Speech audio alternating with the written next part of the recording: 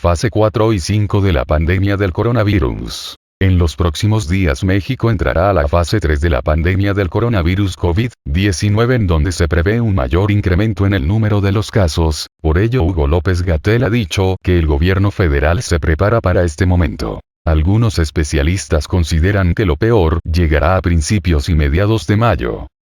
Ahora que tenemos claro qué pasará en la fase 3 de la pandemia del coronavirus, tenemos que entender cuáles son las siguientes dos fases, y aunque todavía nos encontramos en la fase 2 del coronavirus, el subsecretario de Salud Hugo López-Gatell ya ha informado que México recrudecerán acciones como el aislamiento voluntario en el país. Además, el mismo López-Gatell ha mencionado que en la fase 3 de la pandemia el sistema hospitalario se verá afectado con una sobrecarga. Entonces, ¿cuál es la magnitud de una fase 4 y 5? Fase 4 de la pandemia del coronavirus. La fase 4 de la pandemia del coronavirus COVID-19 se da cuando los gobiernos tienen que realizar una mayor inversión con el fin de contener la transmisión. En este momento la cuarentena es obligatoria y se crean cercos sanitarios en las zonas que se vean más afectadas.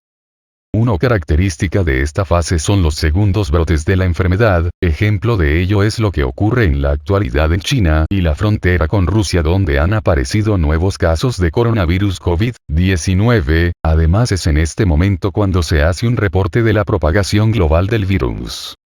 Fase 5 de la pandemia del coronavirus. En el caso de la fase 5 son las últimas etapas de la pandemia y el gobierno debe coordinar esfuerzos para mitigar las repercusiones sociales, económicas y de salud con el fin de que se garantice las necesidades humanitarias. Pero, un dato importante de esta etapa es que no ocurre enseguida ya que se da 2 o 3 años después del inicio de la pandemia. En este punto, se llega al ámbito internacional ya que la enfermedad se queda afectando algunas zonas del mundo en ciertas fechas, como ha ocurrido con la influenza H1N1.